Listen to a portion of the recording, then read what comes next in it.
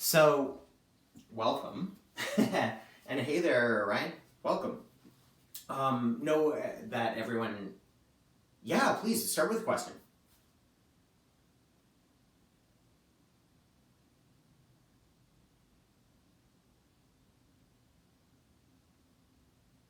Okay, so the question...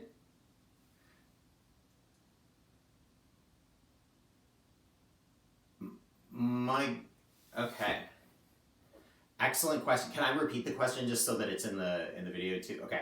And you can tell me if I'm putting words in your mouth. So the question was, could I take into account the fact that 5 minutes before practice, one of our key, and every participant is a key participant, but I dare say the matriarch of our practice here on International Women's Day, asked the question, what exactly was the nature of the injury? You bumped into a wall and now everything is out of sorts? Is that how you put it? Okay. So the question was, can I make allowances for that? And no. But here's the thing, not in the way you mean, not in the, that you might think you take that. I want to say before everyone just clicks end meeting. No, what I mean is, of course I will. Know that for everyone, whether you're tuning in live or you're tuning in after the fact, I really do try to be judicious about picking poses for our community's practice that are going to be maximally accessible. Which means that whether you've got a long-standing injury or you've put things out of sorts, that you have the opportunity to decide kind of level of entry. And you could think of it as like a gas pedal. Like if you're not feeling enough, it's not intense or interesting enough, I try to suggest options for deepening, and then but that's not necessarily always the wise thing. In fact, to use my own practice as an example, I would say that more often than not, I would benefit physically and mentally by doing less, actually. So there's that in terms of accessibility. To answer your question, though, specifically, Deb, I was trying to be cheeky, but I was also being honest in the sense that even if we were all here in real time at the same time and in the same room, at the end of the day, there's only so much that I know about what's going on, even in my own body, let alone in anyone else's. So what I tend to say, it's not so much, and this is harder with Zoom, right? Because of course I can see very little, like the lighting and on and on and on. So the safest thing, and in fact, from my perspective, the empowering thing for students is although I genuinely get wanting to be led, and definitely our own, like a lot of us have this sense of wanting to do what we're told a little bit, especially if it's someone in authority like me, even though I kind of authority, I don't want it. You can have it. But no, seriously, I guess what I would say is that it can be scary trusting ourselves about what our boundaries are or what our limits are. What feels like a safe way to move on one day might not feel the same way the next day. So I'm not trivializing it or in any way saying, you figure it out. Like it's not that. But I do think that kind of offloading those decisions to anyone else, especially me, it's not a good thing. Like I really try to be self-sufficient in my own practice and in life, right? And the practice is a way of working with that stuff. So the best practice, truly, whether you're feeling like zippity-doo-dah, like everything's G-rate, or you're dealing with a lot of pain or a little pain or whatever it is, the best thing to do always is to move with awareness, is to move slowly, and if anything, to hold position, okay? Especially, with core stuff, and welcome, that's what today's practice is about. Now, before I get into the intro, how does that go for a very long-winded answer? Is it satisfactory?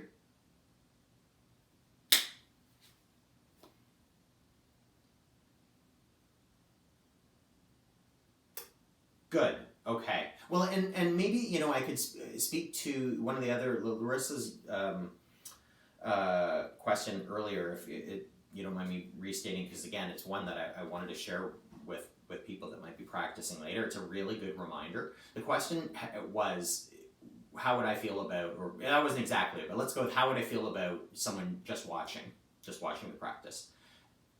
To which I just absolutely thumped the mat. No, never, it can't happen. Of course not. From my perspective, you know, it's almost like it felt to me when I started practicing like an urban legend about people who would go to a lead class in a yoga studio and lie in corpse pose, like shavasana pose, for the entire class. Like they would not partake of what was being done. And yet I saw that as a student and once or twice as a teacher, where someone decided what they needed to do was to chill out and to breathe, and really and often following the class. And truthfully, my best students are the students that do that. And probably not a surprise to you, the students who I've found are most willing to do that are actually teenagers, or kids. You know, they kind of intuitive, like, it's not happening today, and they don't follow the expectations. They will relax. So for anyone out there, watching is always, whether that's for a pose or that's for a sequence or that's for the entire practice. And I think it's important to note that's not wasted time. You are still, if you're breathing in time with us, and you're following along, and you're, if you begin to visualize, there's a fair bit of research to indicate that if you're visualizing yourself taking the actions, like let's say you're injured and couldn't perform a particular move, just putting it in your mind's eye is going to have the effect of making some of those neural connections, right? So there's totes benefits to doing that.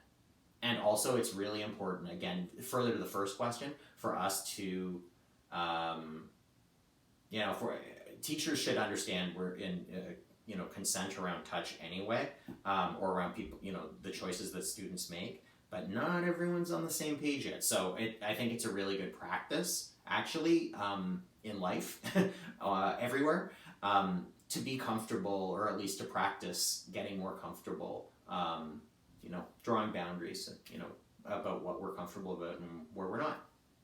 Okay, there it is. Now, speaking of anyone else with anything else they would like to say, I know that's a lot of prelim. No? Cool. Okay, so today's practice, I had actually started the video laughing because I said, who's ready to practice? And there was a chorus of no's. I think I heard a couple of boos.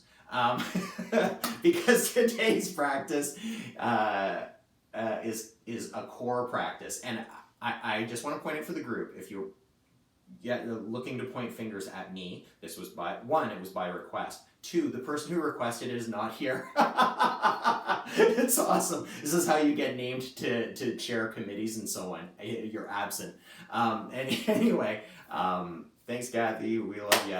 No, I'm really glad for the request, and there's no sweat there. So I wanted to just say, let's get to it, and I'll try to sprinkle in some, we'll call it core propaganda. I'm all about there is no propaganda here. No, I mean, more seriously, like, I don't want anyone to feel like, remember, you can always take your breaks, okay? Find a resting position. It doesn't have to be a yoga pose. It could just be a place that your body feels comfortable, okay? And then pick the practice back up when you want, okay? We don't want to, the point isn't to punish our bodies. We're trying to work with our bodies. And specifically here today, we're going to work with breath. We're going to start significantly with breath. We're going to definitely get into some strengthening poses, but also some poses designed to build in release and relaxation and stretching, okay? So that we're aiming for not just your this 8-pack, 6-pack nonsense. Instead, it's really about building the capacity to stabilize ourselves. So like what you were saying, Deb, about like a loss of balance, core strength is something that on a basic level, every human will benefit from. Really and truly, like I believe it's fundamental. So, and it doesn't have to suck, really, okay? Excuse my yoga terminology there. core can be fun. Let's try, okay? Knowing that you can always take your breaks or decide not to partake, okay? So however you've got your body organized, you're gonna want a little room for your arms to move here, okay? We're gonna integrate some, so make sure that you've got sort of a wingspan, okay? I, by the way, am sitting on a block, okay, just to raise my hips up over my knees. Because I was on autopilot, I went into the exact same way that I always set my legs up. In the last couple of weeks, I've been trying to reverse the polarity here. Something as simple as that, which this feels all weird, all wrong, I'm all askew. It's okay. We're building imbalance just by the simple act of shifting our hips in a different way, right? So you can, again, there's like yoga practice number 1 for today. How do I tend to hold my body? Whether it's your core, or not, or something else. Okay? So we've got our wingspan. We can come up above, good, and we can drop down. Okay, so for this, we're going to inhale if it's accessible to us through our nose, okay? And we're going to forcefully exhale through our mouths, okay? So let's do this together. So hands start in our laps, okay? And just let the breath kind of drop out of you. This is an invigorating breath. With all breath practices, if you get dizzy, if you are feeling lightheaded, or anything feels hinky or sideways, back off, okay? We're not trying to win the breathing Olympics here. We're just trying to like build a little heat. And so this is bellows breathing, or a form of bellows breathing, which integrates our arms so that we're really getting our whole body into it to start, okay? So I'm gonna aim for, 20 rounds of this, but you can bail when you're good and just return to a relaxed breathing state, okay? Hands drop into your lap, and just let your next exhale exit your body with no force at all. Just completely relaxed. And feeling your sides draw in and your pelvic floor rise a little bit. So there's a toning in your belly, okay? Not a sucking in, but a toning there. Big inhale. Let everything relax out to the sides. Exhale. Tone in, lift up with your pelvic floor, okay? Last relaxing breath here before we get into bellows. Inhale, let everything release. Pelvic floor releases, the sides of your belly, opening the ribs. Inhale, inhale, inhale. Exhale. Now by default, I was exhaling through my nose. We're going to switch it up now so that we're inhaling through nose, exhaling through our mouths, okay? Letting the breath just drop out again. Nice proud stance. Inhale, arms sweep wide. And bring the arms down forcefully.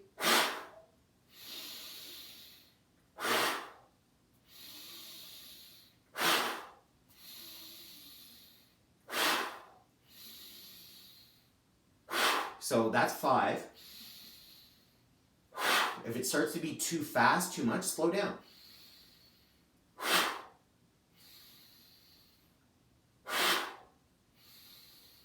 "20 was ambitious. Let's do 3 more. Or keep going. I won't be any the wiser. 1 more. Good. And just let everything go. Yeah, I can see people giving themselves a couple more. If you're comfortable, if you're not feeling winded and you want to keep going, go for that. Otherwise, maybe just bringing one shoulder forward. You can post up with one hand, okay? And then the other way. I'm just kind of bringing a little bit, just this kind of like little dinking one shoulder forward, then the other. Noticing if the hips want to lift up at all, okay? We're not going to help out with our low back. It's just this little gentle twist. Arms come up. Spread your elbows really, really wide to the side, okay? And notice what's happening to your belly, okay? Can you bring some awareness here? As you exhale, can you bring that toning and lifting action? And we're going to coordinate by bringing our elbows in. Inhale, elbows go out, as do our ribs. Nothing holding on the inhale.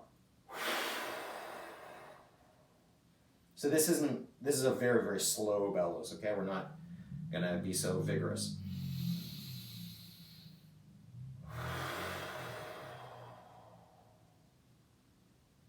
Pressing back into your hands with your head. Inhale. Opening up through the front of the chest on either side. Exhale. Shoulder blades spin out as they come around. Last one.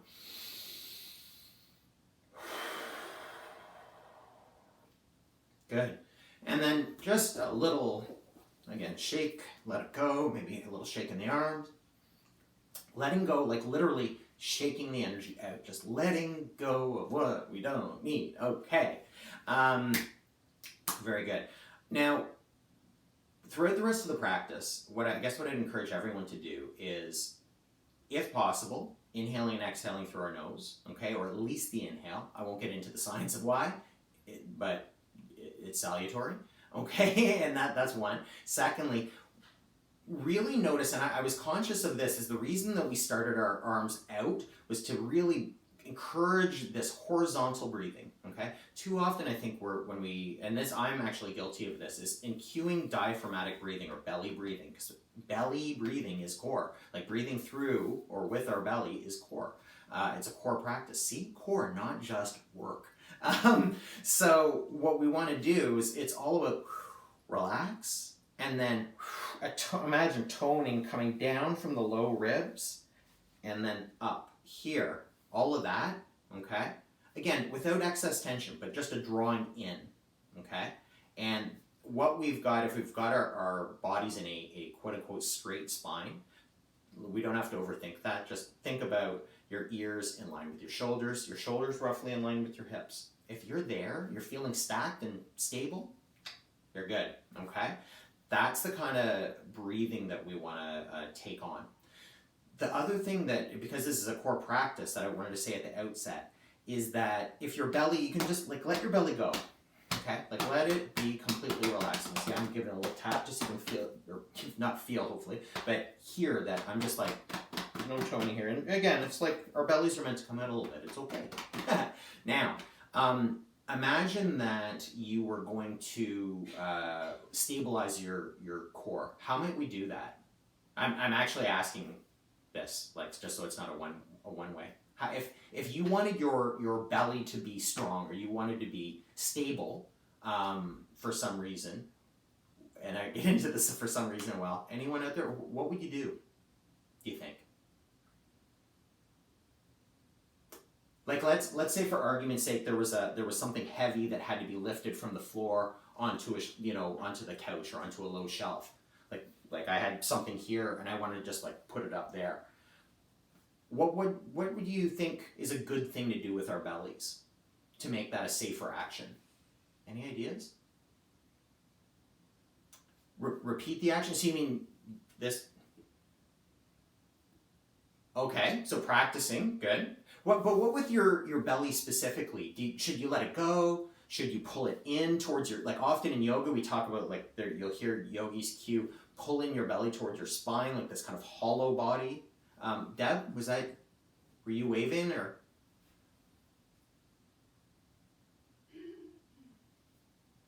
Okay, definitely coordinating breath and movement, key, yeah. And again, I was kind of interested. This is why I was asking. I wasn't fishing or trying to, call anyone out. There's a lot of confusion, and I should say, this is an area of both anatomically and in the practice that I continue to study. I'm sure I will look back at this video in the future and go, "Oi, not that." So we got to take everything with a grain of salt. But I guess what I would say is, based on my current state of learning, what I think is the safest, the best practice is to actually, as much as possible, keep that neutral spine, okay? In other words, avoid a lot of flexy business, okay, with our spines, which is funny for me maybe to mention that because the very first pose we're going to do is cat-cow, and we're just going to do exactly that. So let me be the hypocrite. But there's a reason. What I mean by that is that the reason that people get injured their backs often is because their backs are doing the work that their hips should be doing. So really, if we strengthen our hips and get them working and get them working properly, we're going to take a lot of pain potential out of the center of our body, okay? Deb's, well, in fact, all, like Larissa, Deb, all of your suggestions are good. Practicing is going to make us more stable and therefore stronger, safer. Deb is quite right. Coordinating our breath, although that can be tricky, right? Because depending on the activity, how you want to structure your inhale and exhale might change. Okay, in yoga we tend to inhale to lengthen or to rise, and exhale to contract or fall, right? What I actually, sorry, did you want to say? Right, so you'll see like power lifters or people like lifting kettlebells and going, like to help them with that for sure. But then swimming is a whole other thing anyway, or like if you're pulling, it can get actually quite, trust me on this, it's complex. It doesn't need to be that complex for us. What I was going to say is that in the case of this lifting action, especially if like it's different if this is 2 pounds or this is 40 pounds or 100 pounds, what I'm going to want to do to protect my spine, okay, is to basically make my body a canister. And we're going to practice this, so let's actually try this. When I say a canister, like a can of pop, okay, that hasn't been opened, if you tap it, it's quite, like it's taut, like it's not gonna, there's a teeny little give, and then you can feel the pressurized air, right? Like the can itself is like, it's super thin, like it's weak. Our body's stronger than a can, but without the pressure inside of our canister, we are not as strong as we might be, okay? So what I would suggest is we essentially want to, before lifting something like this, we want to kind of pressurize what's happening in here. And that would go for any sort of lifting or, strength-bearing pose, okay, that we do in this practice. So let's actually try this now. So let's call this 0%. Just let your belly go. Just completely let it go. No muscle tone at all, okay? And then can you bring what feels like 50% engagement, okay? So a feeling of inhale, exhale just slightly. Feel that toning in as you draw in and up, and then maintain that pressure, okay? I'm not holding at maximum hardness, it's kind of like half effort. And exhale all the way. Release the belly, okay? Inhale again. Exhale, tone. And keep some of that pressure, like you could take a light slap. Like that, okay? And exhale all the way, release.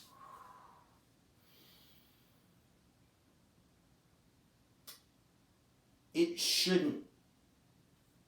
No, but it might. So if you're feeling any aggravation in your back at all, maybe too much grip and too much pressure in terms of like pulling in. So I would just say relax, release a little bit. Yeah. So if it's, I would just say easing off, especially if it's chronic. Yeah. Mm-hmm. Any other questions about that?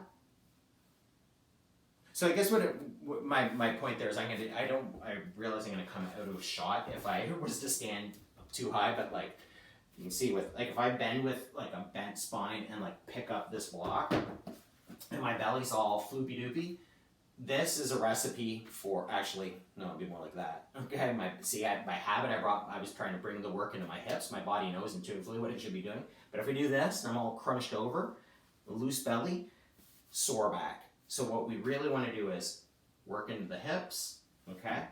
Spine straight, and if the spine has to bend, bringing that canister feeling into our belly, okay? So no more kind of like sucking everything in. Instead, it's almost a feeling of like the air's popping out, okay? Enough of the lesson. But that's actually, if that was all we did today, and so I'm looking at you, Larissa, that's awesome. Like from my perspective, this is the class, okay? But let's move a little bit. Okay, I mentioned cat and cow. So being sure to, now you can do this seated, I should say. So if you are seated, I'll give you a variation momentarily, but if you even just kind of follow the actions in your chair, you can approximate this, okay? I'll try to cue for the chair as well. So if you're on the mat, hands roughly underneath our shoulders and turn your elbows out so that we're in a nice healthy position here in our shoulders. We've got our hips not creeping forward or knees creeping forward. Instead, bring your knees underneath your hips. You can tuck your toes just to give you a little bit more stability here, okay? And then I'm gonna be looking up at you, but you really don't have to. You can allow your head, almost like there's a string that's coming out of the crown of your head and it's pulling toward the camera, toward the sound of my voice. So you can make that your neck really, really long. Feeling like as Deb pointed out, on our inhales, the head, the spine is getting long this way, it's getting long through our tail. Equally valid if you're sitting, okay? Especially because you have the grounding of your tail against the seat, okay? And now on our next inhale, tip, whether you're seated or you're on the mat, tip your pelvis down to release your low belly. So your inhale, so everything's relaxed. Bring your head, your chin up, look up with your eyes. Okay, feel hopefully a stretch through the belly. And then exhale, reverse everything. Head, chin comes down, tail curls under, especially curling up through our low back. On our exhale, inhale. So we're gonna do this super slowly, and we're doing it slowly and mindfully as we segment our spine. So you might be moving a little bit more, with a bit more speed than I am here. Other people might be doing this and moving half of what I'm doing. Or pausing, kind of luxuriating, maybe, flick the tail a little bit at the top or bottom of the pose. Yeah, yes. As long as there's no pain, yeah, a little click can feel, it's a release, right, of air in the joint and so on. So yeah, it can feel kind of nice. But pain? No, pain we don't want. Okay. Couple more there. Okay, and then, so see again, with this, the principle is that we're strengthening the spine here. We're creating mobility through this whole central channel of our bodies. So if there was a core practice you were going to do every day, you could do a lot worse than cat-cow. And you can do that, as I said, in your seat. We're here, roll forward, roll up, roll in, okay? Cat and cow. Now, I'll leave it to you. If you've got a back on your chair, this next version is maybe not going to work quite as well. But if you kind of sat the back or sat off to the side, I think you probably would have enough space to do this. So we'll inhale and go back down to our cat. And then, keeping our cat, bring your ribs out to one side. And then lose the cat and accentuate a bend into the side. So you're getting really long through the ribs on one side. Breathe into them. This first round will be slow and then you can speed it up. Get short on the other side. So you're contracting actively. You're working your side core here. You're releasing your side core here. Keep the side a little bit, but roll up toward your cat. Lose the side. Just cat. Good. And now you might even just kind of go back and forth along the shoulder blades. That can feel kind of nice. And then bring a little bit of action to the opposite side. Lose your cat. Just come to the side. Breathe in there. Feel the muscles between the ribs. Contract on the other side to accentuate that. A little bit of side, a little bit of cat, just cat. So there's one cycle. And then from there, you might reverse and go all around the world. Or you could call this a cement mixer, whatever you want. Who cares what we call it? It can feel nice. And I guess what I would say there, keep that action going one way and then the other.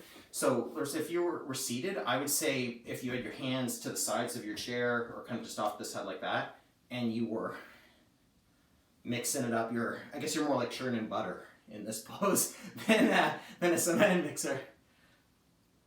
Yeah, and that's, again, for sure. So if that is a motion that isn't going to feel good, then definitely we lose that. Okay, so this one definitely is going to be one that we're watching if we're seated. But if you're on the mat, we're back to our 4 posts here, okay? And then from here, let's inhale and lift just our left leg up So it might come up an inch. The knee may come up a little bit higher. You may ultimately be able to press the heel back in space.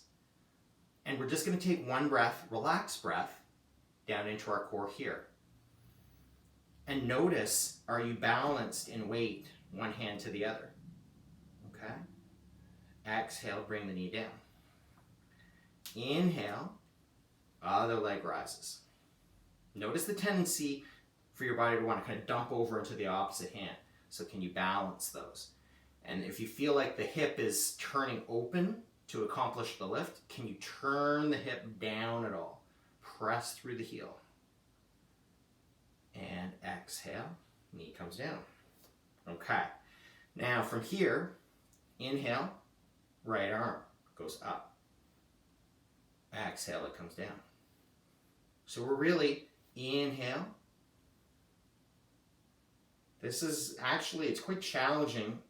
Exhale, come down, to slide it all in and you know, to be precise with our movements, not just kind of throwing it around. Okay, now you might play with just one limb still, or on the next inhale, you might bring left leg, either leg first, and then play with getting light on. Maybe the hand comes a little forward, play with your balance. Maybe you come up. Exhale, come down. You can experiment here too. So I suggested leg up first, but try maybe the other way. How does this feel to have both legs posted up? Inhale, bring your arm up, and then maybe the leg joins. And everyone's body depends on our distribution of weight. It may be easier, like it feels a little bit more natural to go leg first for me. Yeah, okay. All right, how are we doing? Okay, all right. From here, let's give ourselves just a couple of little actions, and there's a balance option here at the end of this. So we're gonna keep both hands grounded. Ooh, we've got a latecomer, all right. Pardon me. Okay, so both hands are gonna stay down. We're gonna bring, doesn't matter which leg, one leg back, and then bend the knee so that the foot comes up toward the ceiling. Put my head down there. And then just a little pulse, like you're gonna kick the ceiling. You're gonna open the front of the hip. Stabilize through your core. That's actually, I mean, I'm not cueing that, truthfully, because in order to get into this position, 3, 2, 1, release, bring the knee forward, and then bring it back down, just to reverse that action. See, in order to be in this rotary stable position and not fall over, your body is compensating. Your core has to work. It has to turn on. So that's the reason for this series. Let's, again, both hands down, leg out, the opposite leg, okay? And we go up. Although, again, if you had an injury or something, you could repeat the one leg and imagine it with the other. Just little pulses. Kick, kick, kick. 3, 2, 1. And then stretch out and sweep the knee forward, coming up toward your knee. Exhale, place the knee down. Now, just before we move on to our balance, we want to give our outer hip a little bit of love too. So I was saying in the email that I sent out to everyone that core, for me, does not end at the belt line.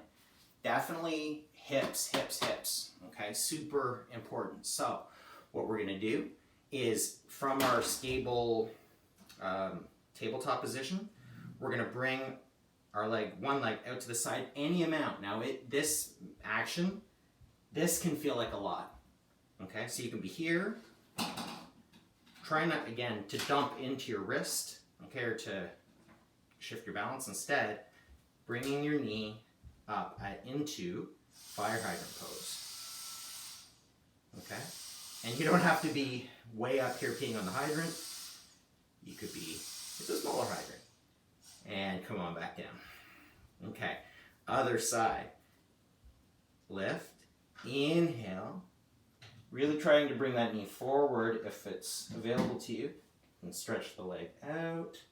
Again, notice if you're, see I was compensating there, I leaned, come on in, lift maybe, or if you're here, lift, and exhale, come down.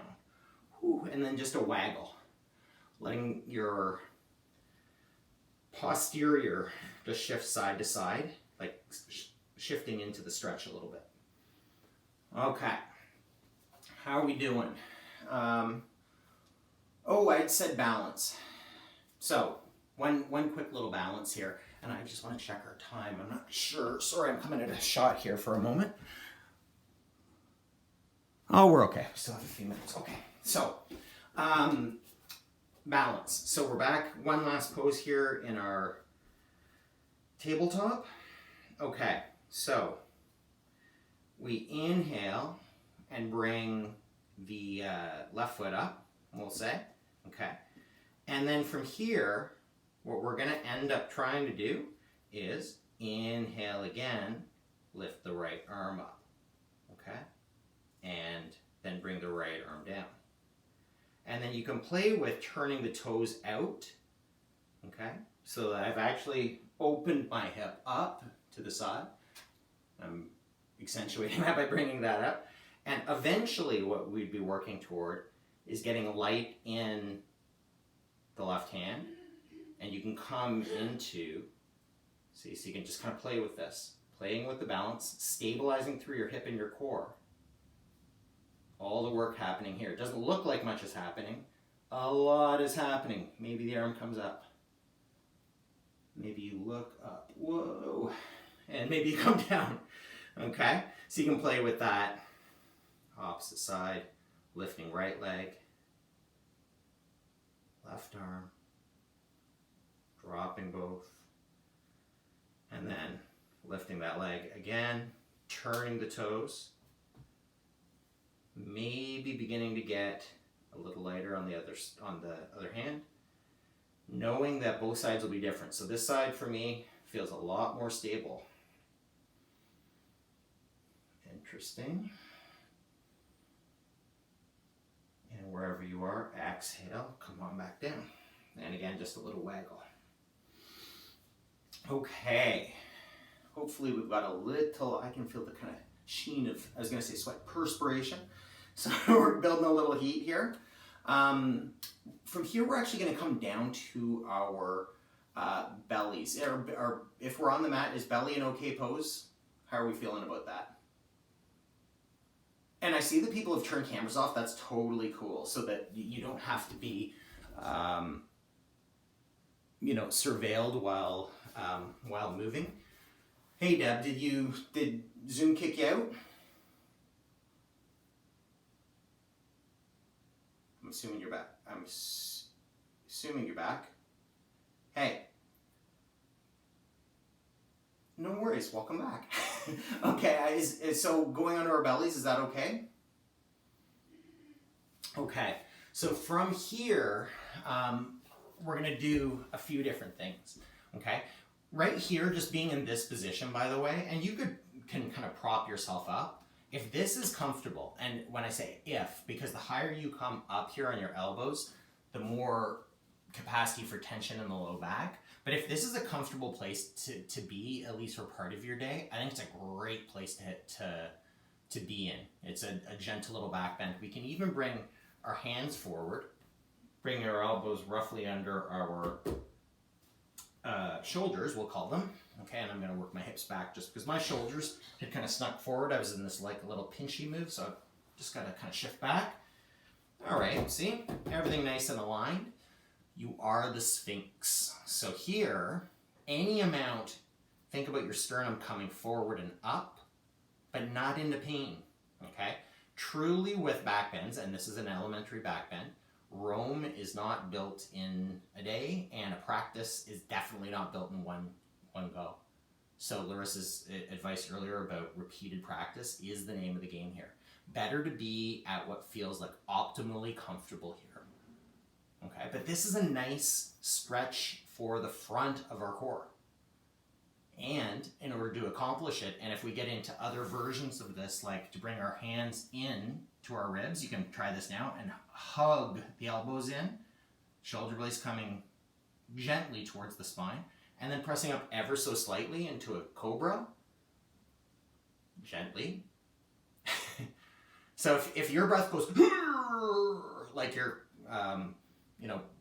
the Karate Kid breaking boards, come on down, then that's too much, in my opinion. Unless you're there and you're totally like, I'm loving this back bend, this is the best. Then I'm not going to judge that. But it sounds to me like we want to be like,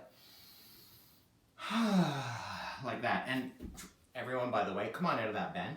This is coming to you from someone whose teachers would say over the years repeatedly, enough of the breath, calm it down.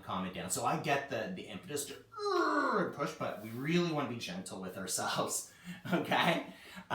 So we have options there. So Sphinx, our cobra. We can, if we're feeling mobile, lift up into an upward dog, okay?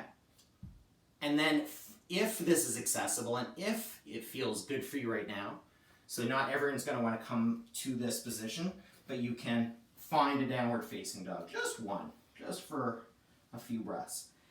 And if it does not, if coming up into a dog doesn't sound like such a great idea, child's pose, or any version of that cat-cow that we were just in. Okay. Good. Now from here, I would be remiss in a core class if we didn't do a plank. Here's the deal though. The reason we did Sphinx and all of those little back bends first is that this is further to the beginning of the practice when Deb was asking about how do we guide the practice. And I'm depending on all of you to know when, and you may not know, like this is the practice part that we play with it a little bit, when to come out of your plank and when to re-enter your Sphinx, okay? So we'll bring our forearms onto the mat. Sometimes people will bring their hands together. I really like the idea of working towards straight, but admittedly this isn't a great position because we're dumping in, okay? We get enough of this at the computer, that's why I like that, but go to where it's comfortable, okay?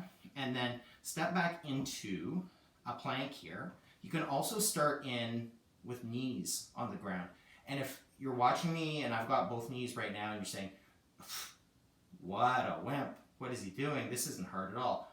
I'm actually, if you can hear it in my voice, I am working.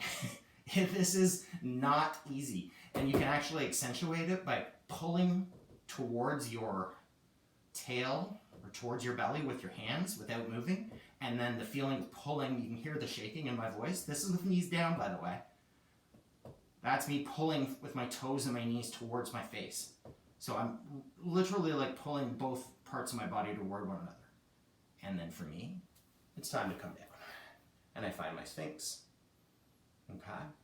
And what I would suggest there, you want to work on core strength.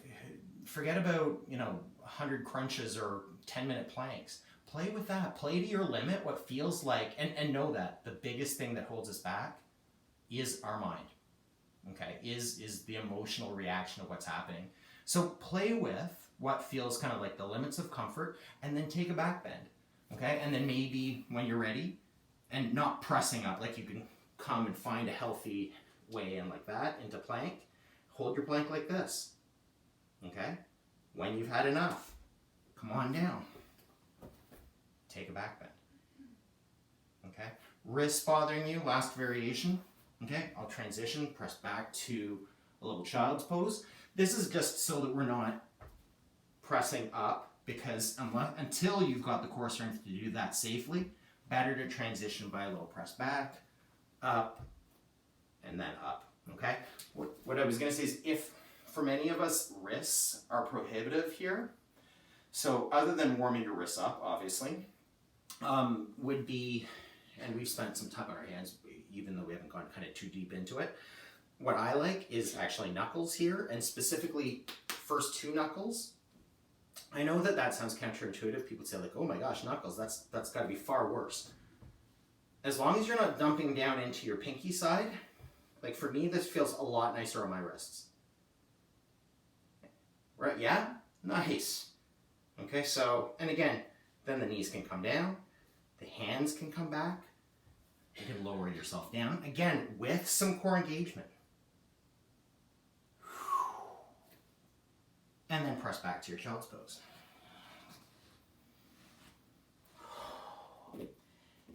And you'll recall, and you can stay in your child's pose. So if you're in a chair, so Larissa, this will work for you. You're going to be able to do this seated, where I'm showing them with the child's pose. Okay, so we want to get into breathing into the sides of our body and working the sides of our body, wrapping everything down to open up on the other side.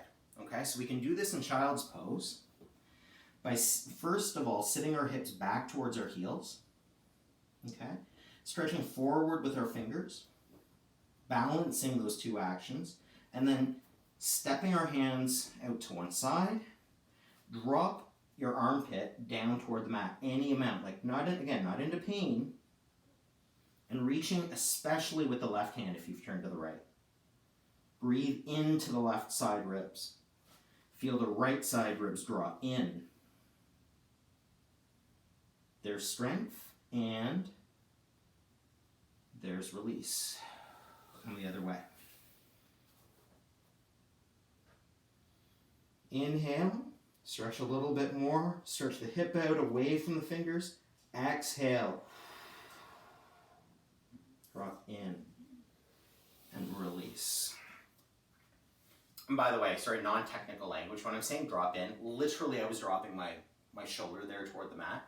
But in general, that would just be a signifier for to use the exhale to accentuate the depth of whatever pose we're in. Okay? Since we are here, and this is a position, I realize that I often start the class in hero pose, like where we are here. If this is not comfortable to you, by the way, here, a book, if you don't have a block, but a block is our friend, so you can kind of just tuck it in. And I actually will put it right between my feet. Okay? And see that? Like I can pick it up with my feet. And that just raises the hips up a little bit. You can also make the block taller.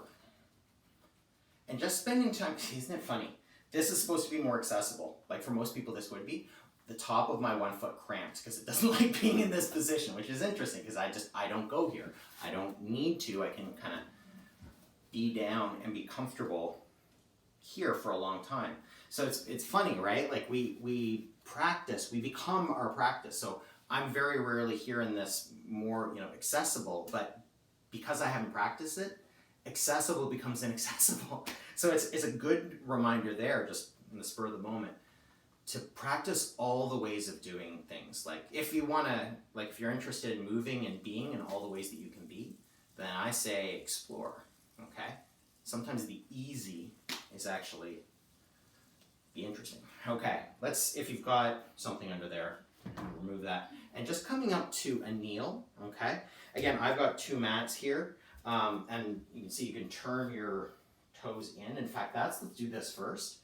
Trying to get all 10 toes, or however many toes we're working with, down to the mat, okay?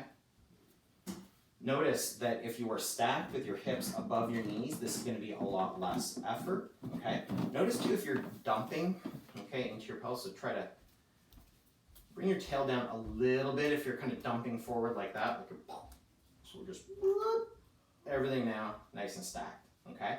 And then if you bring your hips back a little bit, ooh, bonus crack there, a lot, the more weight you put down here, the bigger the stretch we're getting through the bottom of the feet. The feet, that famous part of the core. No, it's important too. All right, and then from there you can play with the other way, bringing your feet out and that way. So we're working mobility in our ankles both ways. I have a feeling I'm also cutting my head off in the video, but that's okay.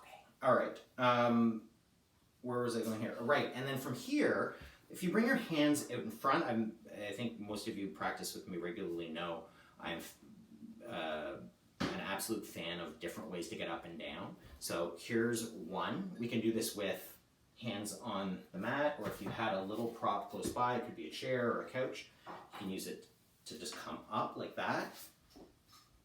And you notice my heels are up, just in this little kind of half kneel. And from here you could potentially come up, right? So we're there, and we come down, okay? With the block, or ultimately it becomes a balance. Can I be here? Maybe you need some support. Maybe you need some support. But ultimately, breathing. Transitioning our knees down. And then the real kick is transitioning back up without falling down. So you want to do this in a way that's safe. You make sure that there's nothing you're going to hit your head into. Ooh, and catch yourself if you need. Okay, or knock down. And you can just play with that. Ooh. Again, to accomplish that action, there's a lot going on in our hips and in our knees and our lower wrists, our ankles. But the truth of it is, if you're having difficulty with that little move, and this is something you want to practice on your own, because this, again, yoga, yes, life skill, you betcha, okay? So you can like play with, ooh, coming up, okay? Notice what's happening with your core, okay? Probably because I didn't cue it, you weren't noticing. So can you find the canister? Can you find that little toning there? And notice how much more stable you are with that support. Okay? There it is. Let's come on down to, I left out Locust Pose, the back strength there. I'm going to show it, but if this is a bit out of order, so my bad. If you want to come here down, back into your belly just before we flip onto our backs, you can. Otherwise, you can just come to your back and rest for a moment, okay? Locust Pose is really, we could do this a bunch of different ways. I can't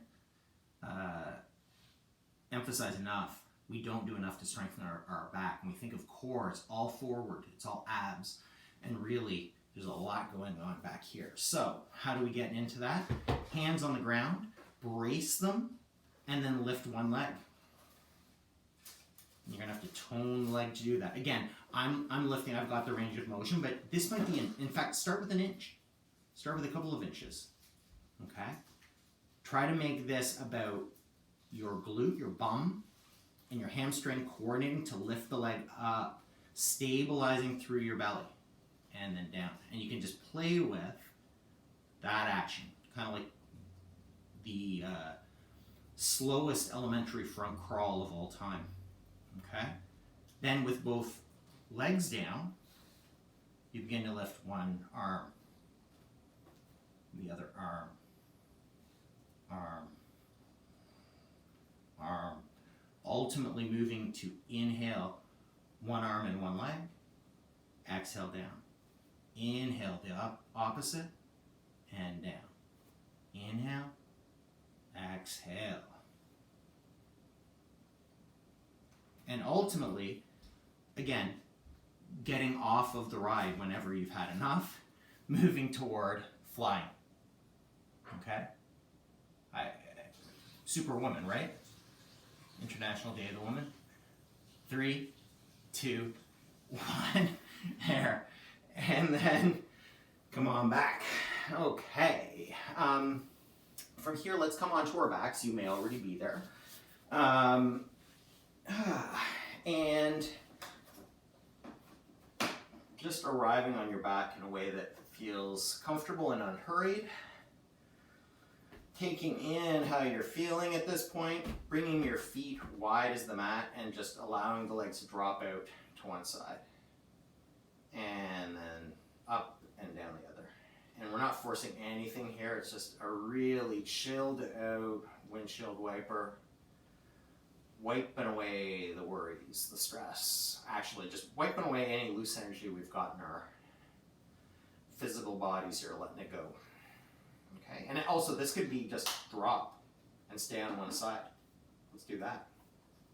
Maybe sneak a foot, not to pull the top leg down, but the feeling of rotating through that leg. You can actually almost feel the femur bone, the long bone of the leg, turning in the hip. Release. Turn the other way.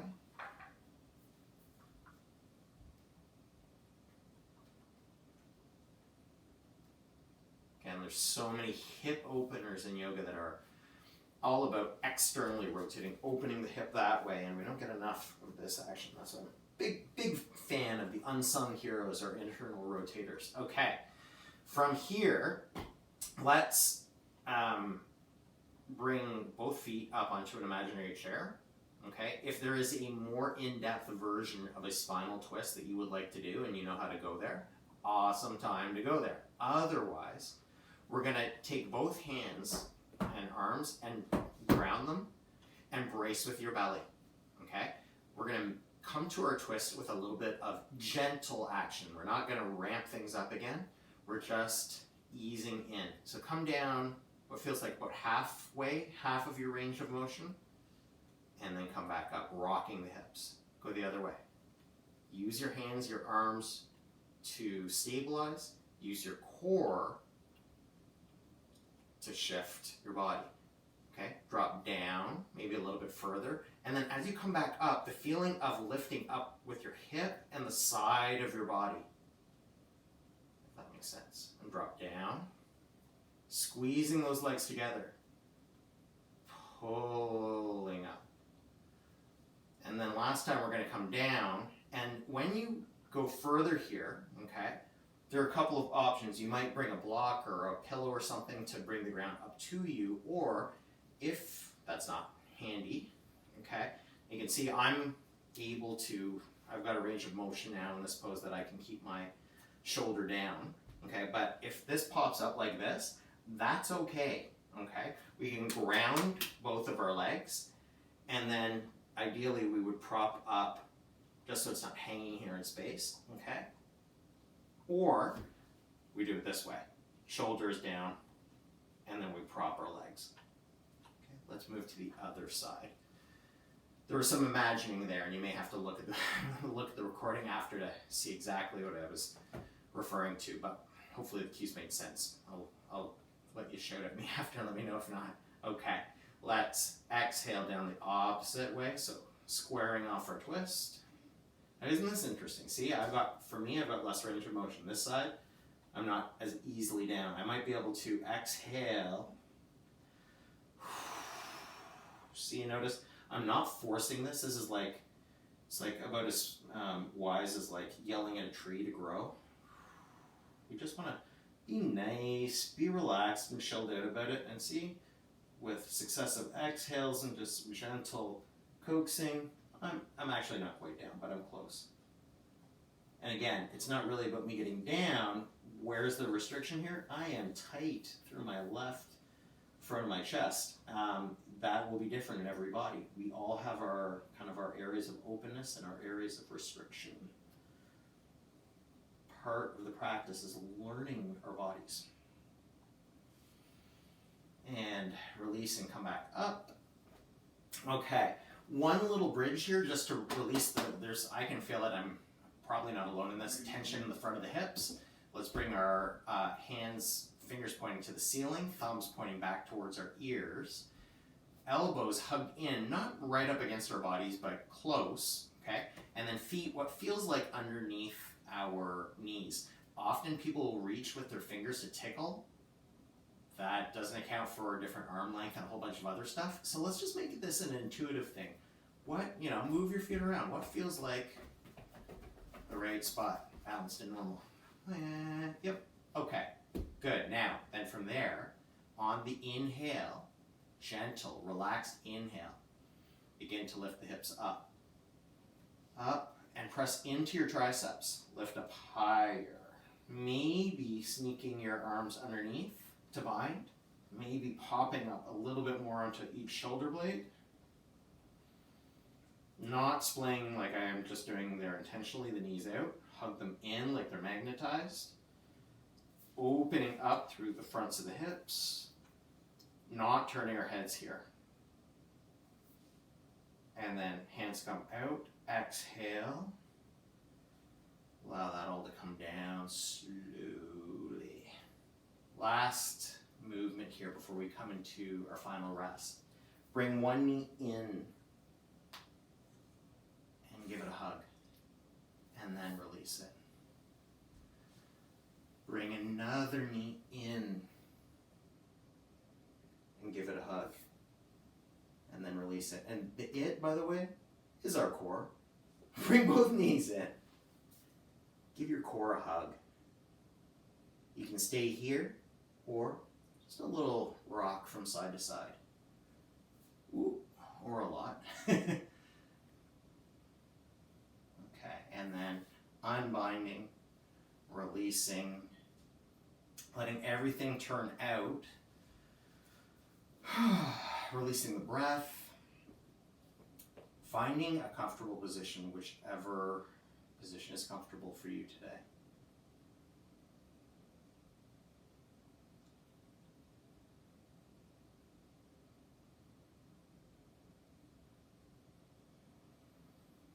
And I don't often offer a direction for Shavasana.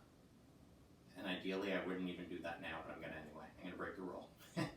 So if you can just chill out without any other direction, awesome, do that. You be you. But know that as I'm talking here, the words they're like raindrops. They're incidental. You don't have to pick them up. Okay. If, however, you are like many human beings and find the practice of Shavasana to be sometimes challenging or seemingly not as relaxing as it might be, here's a little meditative practice for you. Imagine that there is a line right at the top of your head that's coming down through the center of your forehead, down your nose, your lips, your chin and neck. Now I'm actually tracing it with my body because I like the tactile assist. Your chest, your sternum, your belly, and then a couple inches below the belly, your root. Okay, again, this is a little bit north of our pubic bone. And you can rest a hand there, or you can just, the idea of drawing everything in, not just to that final resting spot, but to that line. Everything just settling into the center of our body.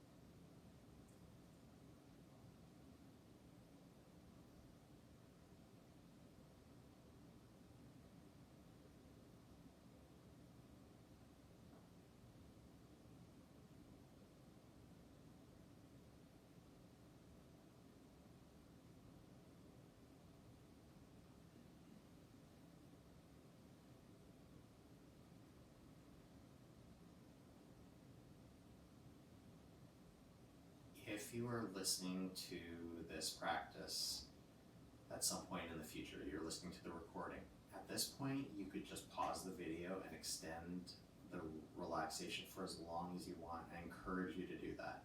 That goes doubly so if you are here live and you're like, you want to just like absolutely end the practice as you are, meaning not get up, not namaste or anything else, just be. That's awesome. If, however, it's time to get moving, maybe bring your hands up over your head, point your toes, point your fingers, and one big long inhale here.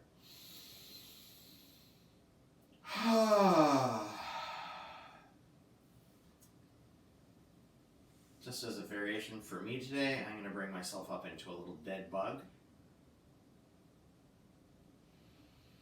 So that's just arms kind of loosely held, legs in a sort of ready-ish position. The idea here is that I'm brought down into the back of my core. This actually feels really restful. And then I'm going to rock to one side and press up.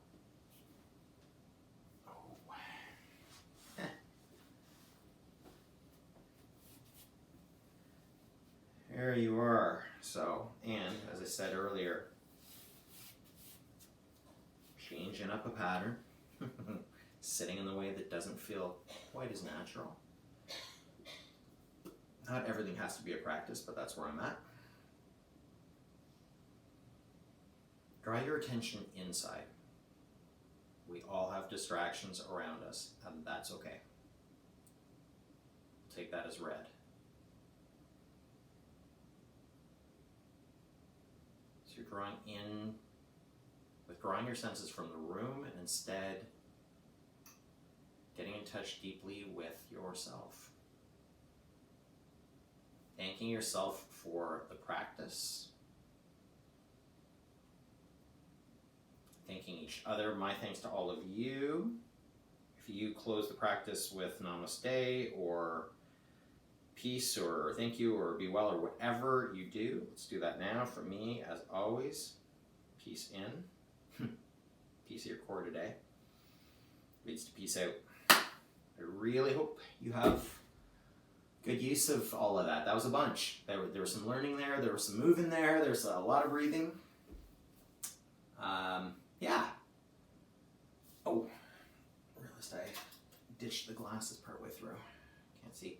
I'm going to, just before I do Q&A, because we've gone, I think, a little bit long, I'm just going to click off the other video. If you need to scramble, of course, that goes without saying.